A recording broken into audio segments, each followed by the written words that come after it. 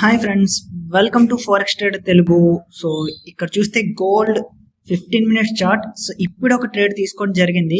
As of now అంటే మాత్రం 60 pip profit లో రన్ అవుతుంది. సో క్రేజీ మో. సో మార్నింగ్ 2 trades తీసుకున్నాను back to back.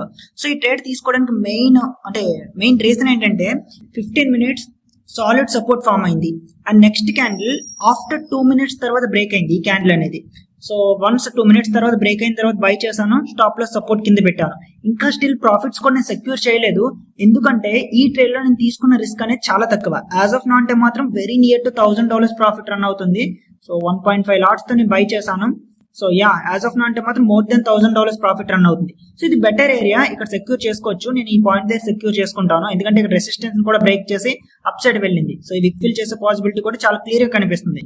Nice trade. ఇదే మూమెంట్ నేను ఆల్రెడీ ఎక్స్పెక్ట్ చేసి మన టెలిగ్రామ్ గ్రూప్ లో కూడా నేను రాశాను.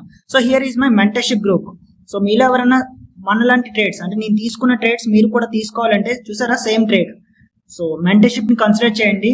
సో హియర్ సేమ్ ప్రతి ఒక్కరు కూడా సేమ్ ట్రేడ్ తీసుకోవడం జరిగింది, బికాస్ మనం టీచ్ చేయడం జరుగుతుంది.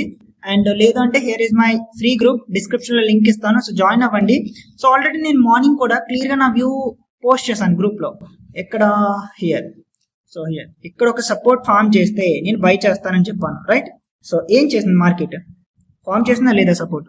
సో బై చేసానా లేదా? సింపుల్. So planning important. ముందు ప్లానింగ్ ఉంటే ప్రాఫిట్స్ ఆటోమేటిక్ గా అవే వస్తాయి. So oh my god 64 pips, super. So super మో.